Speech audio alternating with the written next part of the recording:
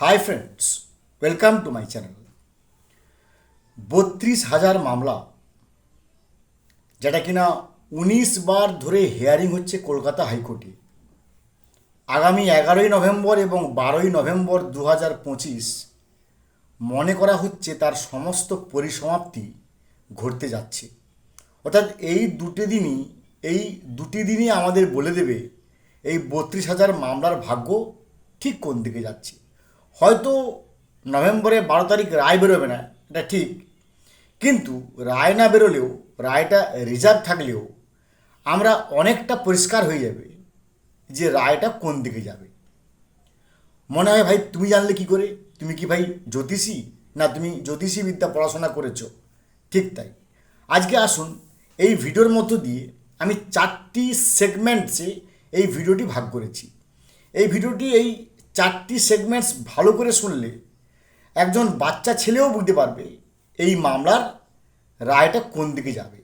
তার আগে আরও একবার অনুরোধ, দয়া করে আপনারা আমার চ্যানেলটা সাবস্ক্রাইব করবেন, লাইক করবেন। একটা সাবস্ক্রিপশান করলে আপনাদের কোনো ক্ষতি হবে না, কিন্তু আপনাদের একটা সাবস্ক্রাইব আমাকে অনুপ্রাণিত করবে আরও ভালো ভালো কন্টেন্ট নিয়ে ভিডিও বানানোর জন্য। আমি এই ভিডিওটাকে 4টি সেগমেন্টসে ভাগ করেছি। প্রথম সেগমেন্টস হচ্ছে বিকাশবাবুর যে একেবারে প্রমাণ সমেত মানি লন্ডারিং বা অর্থ যে এখানে ট্রান্সফারিং হয়েছে, মানি লন্ডারিং কেস, তার তথ্যবহুল কথা। দ্বিতীয় সেগমেন্টসে সিবিআই রিপোর্ট। তৃতীয় সেগমেন্টসে অ্যাডভোকেট জেনারেল সম্মানীয় দত্ত সাহেবের অসহায়ভাবে এই মামলাকে ডিফেন্ড করার আপ্রাণ চেষ্টা। এবং 4 নম্বর জাজেদের অবজারভেশনস। এই 4টে পোর্শন শুনলে আপনারা অবশ্যই বুঝতে পেরে যাবেন এই মামলার ভাগ্য ঠিক কোন দিকে যাচ্ছে বা যেতে যাচ্ছে। প্রথমটা বলি, সিনিয়র অ্যাডভোকেট বিকাশ রঞ্জন ভট্টাচার্য মহোদয় তিনি পরিষ্কারভাবে উইথ প্রুফ এবং ডকুমেন্টেশন নিয়ে তিনি কোর্টে একটা তথ্য দিয়েছেন। কী তথ্য দিয়েছেন না, অ্যাকিউজড সুজয় কৃষ্ণ ভদ্র was heard saying that Abhishek had demanded 15 crores from the illegal appointment already done. অর্থাৎ অভিষেক বন্দ্যোপাধ্যায়, এ কথাটা আমি বলছি না, সিনিয়র অ্যাডভোকেট বিকাশবাবু বলছেন যে সুজয় কৃষ্ণ ভদ্রকে বলতে শোনা গেছে যে অভিষেক বন্দ্যোপাধ্যায় 15 কোটি টাকা ডিমান্ড করেছিলেন। When Sujoy expressed his inability to collect more money since the candidate has paid 6.5 lakh each, and Abhishek Banerjee told Sujoy to stop the appointment. একেবারে পুরো কোর্টে যে কথাগুলো বলেছেন সেই কথাগুলো ইন টোটো আমি তুলে ধরলাম। অর্থাৎ সুজয় কৃষ্ণ ভদ্রকে বলে শোনা গেছে যে 15 কোটি টাকা তুলতে হবে, অভিষেক বন্দ্যোপাধ্যায় বলেছেন। এবং সেই 15 কোটি টাকা যখন সুজয় কৃষ্ণ ভদ্র বললেন যে এই টাকাটা আর তুলতে পারছি না, কারণ যেহেতু প্রত্যেকটা ক্যান্ডিডেট 6.5 লক্ষ টাকা করে অলরেডি দিয়ে ফেলেছে, তখন উনি বললেন যে তাহলে অ্যাপয়েন্টমেন্ট বন্ধ করে দাও। তার মানে বিকাশবাবু, সিনিয়র অ্যাডভোকেট বিকাশ রঞ্জন ভট্টাচার্য মহোদয়, তিনি পরিষ্কারভাবে মানি লন্ডারিং যে হয়েছে বা মানি ট্রান্সফার যে হয়েছে সেটাকে তিনি যথোপযুক্ত ডকুমেন্টেশন সহ প্রমাণ দিয়েছেন। তার মানে এই মামলার পিছনে অর্থর একটা ট্রান্সফার হয়েছে। প্রথম সেগমেন্ট। দ্বিতীয় সেগমেন্ট সিবিআই রিপোর্ট। এই প্রাথমিক রিপোর্টের সিবিআই তার রিপোর্টের যে দীর্ঘ রিপোর্ট, সেখানে কি বলেছে, দি report section on the primary education board highlights several alarming figures. একেবারে পুরো রিপোর্ট থেকে আমি ইন টোটো ভাষাগুলো বলছি যে সিবিআই বলছে যে আমরা রিপোর্টে অ্যালার্মিং ফিগার্স পেয়েছি। কি অ্যালার্মিং ফিগার্স না, তিনারা প্রথম বলছেন 752 ক্যান্ডিডেটস আর appointed illegally bypassing the merit list and eligibility norms. অর্থাৎ মেরিট লিস্টকে বাইপাস করে 752 জন ক্যান্ডিডেটকে ইললিগালি অ্যাপয়েন্ট করা হয়েছে। 2 নম্বর, out of these 269 appointments have already been cancelled and their cases are currently pending before the Supreme Court. এর মধ্যে 269 জনের appointment already cancel হয়ে গেছে এবং তাদের ব্যাপারটা অলরেডি সুপ্রিম কোর্টে বিচারাধীন। আর 3 নম্বর বলছে 94 individuals were found to have been appointed without passing the teaching eligibility test, অর্থাৎ তাদের মধ্যে আবার 94 জন যারা টেট পাস না করে চাকরি পেয়েছে।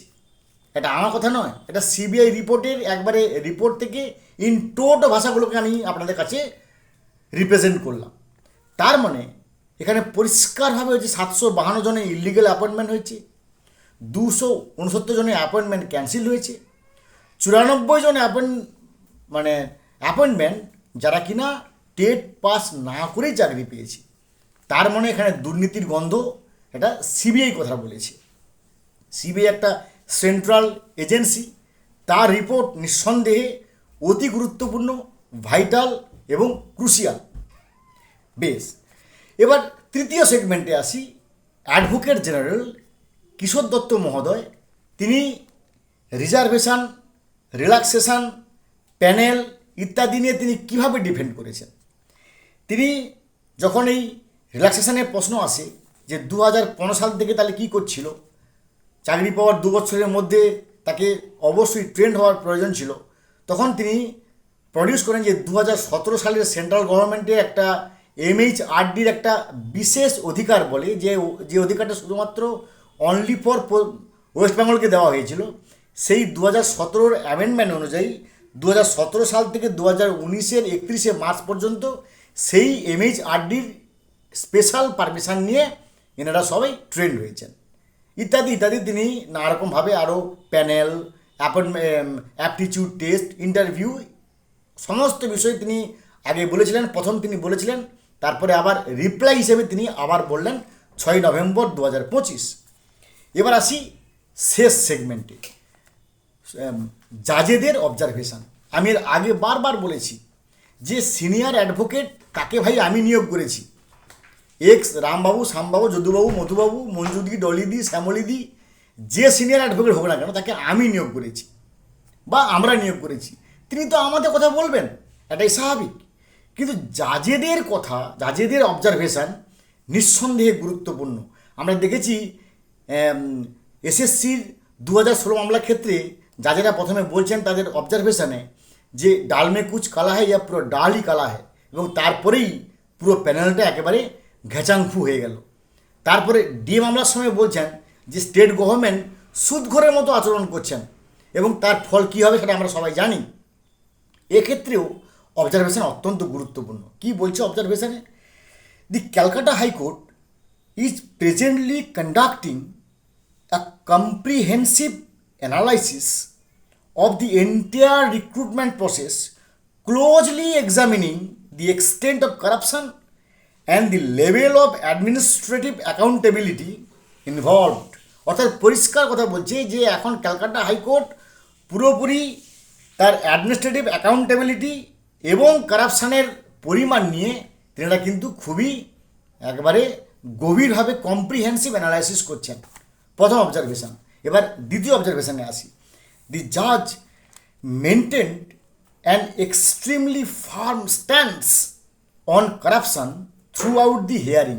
অর্থাৎ যদিও অ্যাডভোকেট জেনারেল মহোদয় আপ্রাণ চেষ্টা করছেন ডিফেন্ড করার জন্য, তাহলেও কি দি জাজ maintained an extremely farm stance on corruption through out the hearing.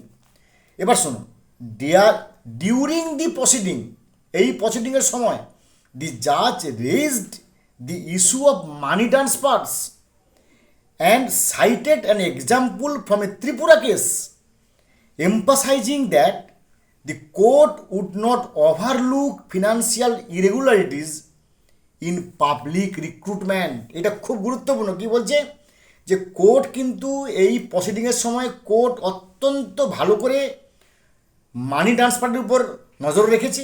অর্থাৎ বিকাশবাবু বা এর আগে যিনারা বলেছেন যে মানি ট্রান্সফারের একবারে পরিষ্কারভাবে তিনারা জাজেরা বলছেন যে মানি ট্রান্সফার নিয়ে ফার্ম স্ট্যান্স করছেন এবং তারা জোর দিয়েছেন যে ফিনান্সিয়াল ইরেগুলারিটিজ সেটা কখনোই কি বলছে উড নট ওভারলুক, কখনো কোর্ট এই ফিনান্সিয়াল ইরেগুলারিটিজকে এড়িয়ে যেতে পারে না। তার মানে পরিষ্কার করে আমরা বলতে পারি যে কোর্ট কিন্তু একবারে নির্দিষ্টভাবে নিশ্চিত যে কোনোভাবে হয়ে গেছে যে মানি ট্রান্সফার হয়েছে, দুর্নীতি হয়েছে। আর সুপ্রিম কোর্টের আগে জাজমেন্ট অনুযায়ী যদি একজনও দুর্নীতি হয় প্যানেলের মধ্যে, তা সে প্যানেলটা কখনোই বৈধ হবে না। তা সে প্যানেলটা সেই পরিণতি হবে যে পরিণতি এসএসসি 2016 ক্ষেত্রে হয়েছে। নিশ্চয়ই আমি বোঝাতে পারলাম, আপনারাও বুঝতে পেরেছেন।